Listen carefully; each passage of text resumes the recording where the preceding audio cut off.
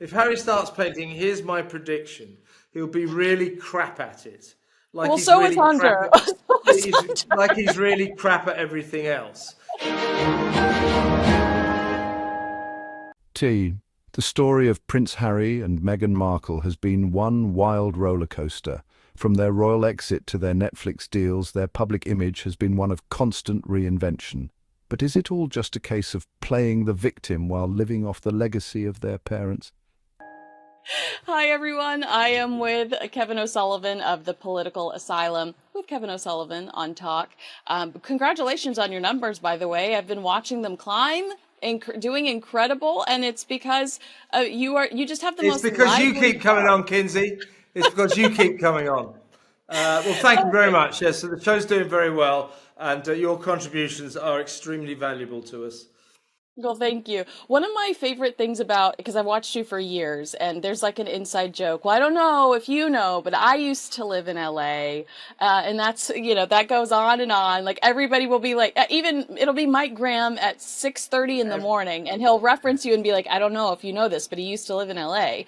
But I wanted to tell you, I work constantly. I get out as much as I can, but I have like very weird hobbies like whale watching. But I went to get my hair done yesterday. It was $500.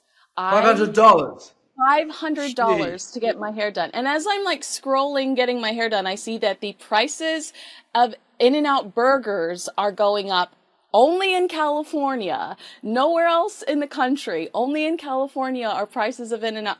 Are you feeling like you saw Hollywood during its glory days? You saw LA in its prime, because what is happening over here?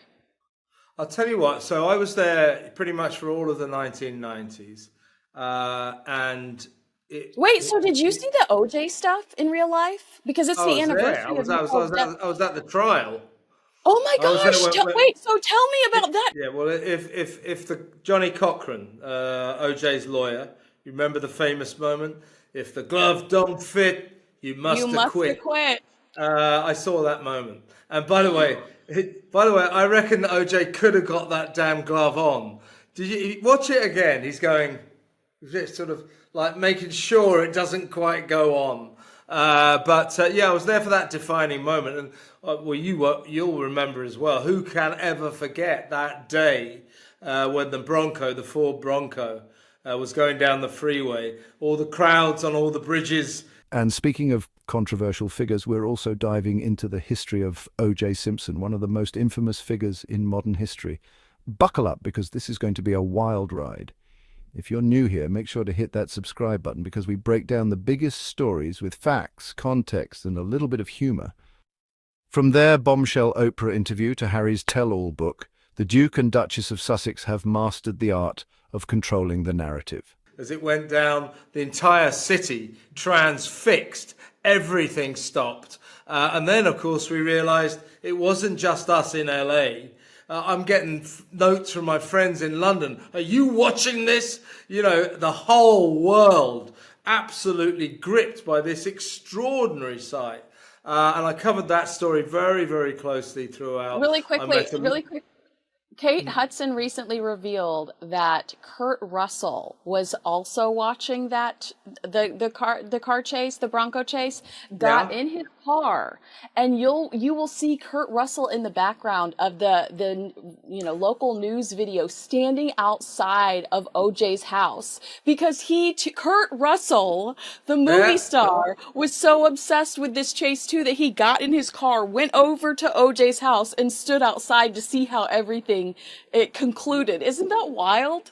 Well, I'm not surprised, and Kurt's reaction was mirrored by the reaction of the rest of us. I mean, you remember it. I mean, we were just absolutely fixated on what was going on. I mean, looking back on it, I mean, I've never seen anything like it before or since. And of course, subsequent to that, I had to go to the trial. So I was there for the acquit day, or the glove don't fit day. I also I had to spend a lot of time in places like Idaho and Washington State, going to the hometowns of the LAPD detectives who investigated O.J. Simpson, because, of course, Johnny Cochran's case, the defense lawyer's case, was based around these guys are racists. They've deliberately gone out to fit this guy up to make sure that he gets convicted.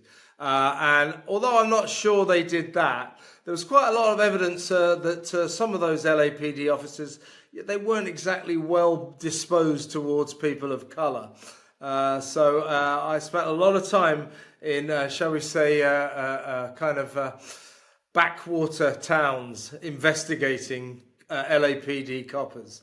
Interesting times, interesting times. I mean, what a bizarre, like that's a line on your resume. I'm sure every once in a while you forget about. Well, and then you I'll tell you a story that you like. There's a guy called Mark Furman, right? He was Yeah. the lead detective in the case. You remember?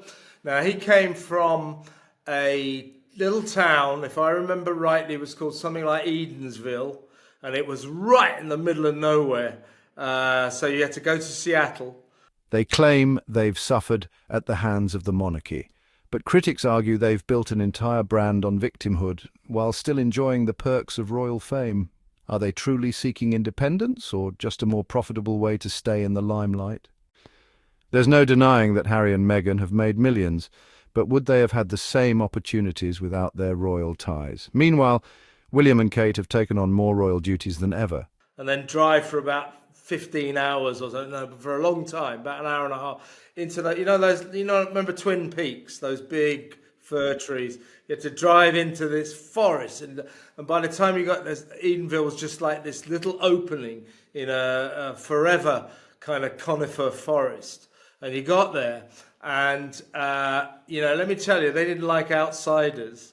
And someone like me going, excuse me, do you know Mark Furman, the LAP detective who's come now? And this guy go, who the hell are you? Anyway, I got a picture of him in his school play. And he had blackface on. No, he didn't. Did he really? He did. He did. So this guy said to me, he goes, what do you think this might be worth? I go, it could be interesting. I'm thinking $50. Christ. Anyway, that picture did very well. Mind you, for legal purposes, I'm not saying that Mark Furman was a racist. Just because you did that in a school play, it doesn't make you a racist. But he was one of the many But it definitely LAPD helped officers. definitely helped the defense's case, if we're being honest. Yeah, well, it won them the case. Yeah, no, I agree. It was a completely different time. They talk about the dream team, and when you look just in your, I guess to support your point, they talk about the dream team. They put together a jury knowing that this was going to be their defense, and that jury ate it up and loved it, because even years later, people will say, well, he was guilty, but the jury was trying to prove a point about the LAPD.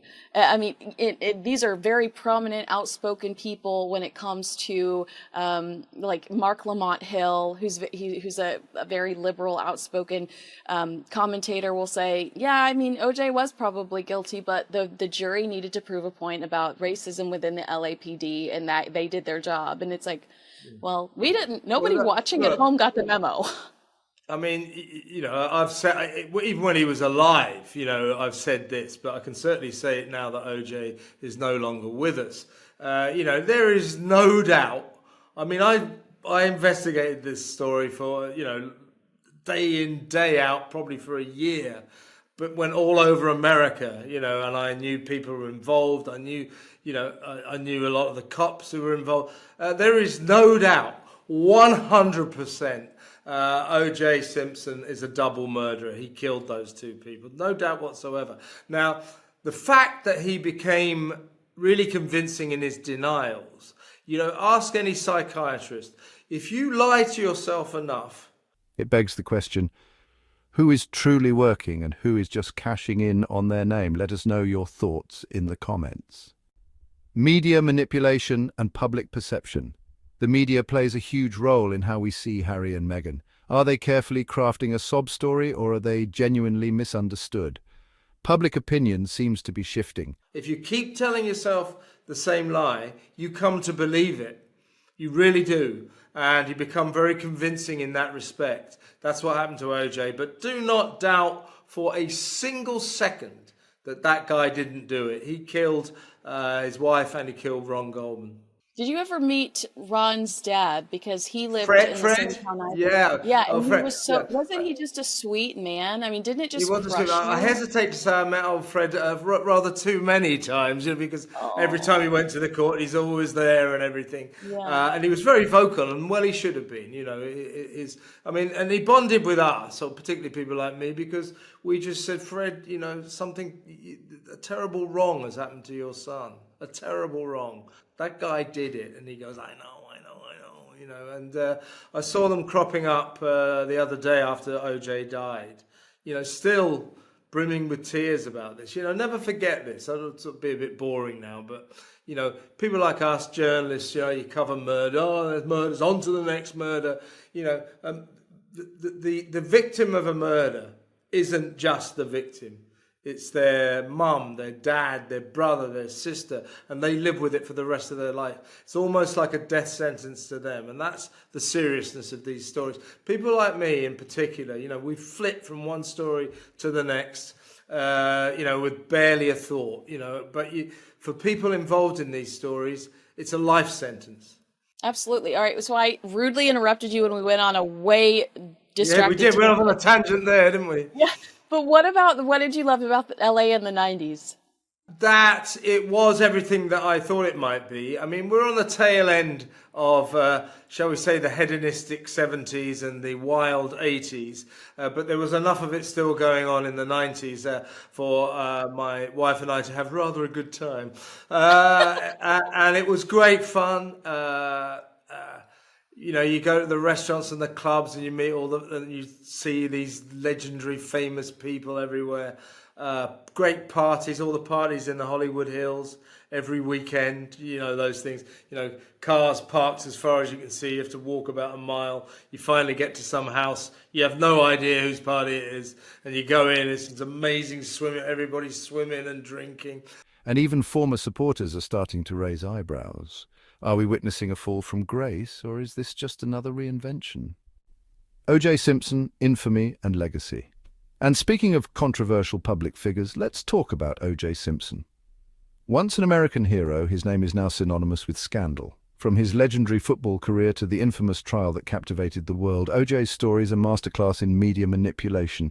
And just the best time. And the other thing about LA, I guess it's still got this, but I would always say to my friends back here, first about LA, you don't understand. Great place to have a dog because all the parks and the canyons are right in the middle of the city. In London, you have to drive for miles to find anything green. So there's that. And also, I used to say, do you realise I can get in my car, my 1965 Mustang, one of the originals, and I could drive to. That was a mistake, by the way. Broke down about every 20 minutes, but it was good to look at. Anyway, I could drive to Big Bear Mountain in about 2.5 hours. We're in 90 degrees.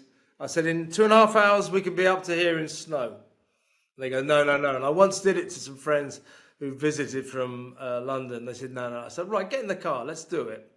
So we did it, and they go, oh my God, can't believe it, So the geography of the place was amazing. The people then were amazing. It was a fun town. I mean, what I think's happened to LA, and I must, put my cards on the table. I haven't been there probably for about 5-6 years now, but LA used to be a place where a lot of creative people, a lot of great businessmen, cleverest town on the face of the earth. It was creating entertainment for the whole world. That is a very clever thing to do, to be able to entertain the Chinese, the Russians, and the British and Americans. That is skillful.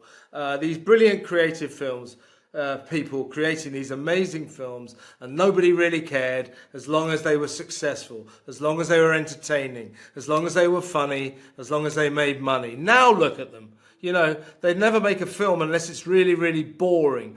I feel like the overall theme is definitely like what why can we just make things for fun anymore? It feels Yes, like everything exactly. has a message and everything, Yeah. there's like a thick message in it and you're like, I just want to lose myself for 2 hours. I don't want to feel preached to about something. How does someone go from beloved icon to public villain? The price of fame and infamy. Whether it's the Sussexes or O.J. Simpson, one thing remains clear. Fame is a double-edged sword. It can build you up, but it can also tear you down. So what do you think? Are Harry and Meghan the architects of their own downfall? And does O.J. Simpson's story serve as a warning about media-fueled legacies? Drop your thoughts in the comments, and don't forget to hit that subscribe button. We're bringing you the hottest takes and the coldest facts, so stay tuned.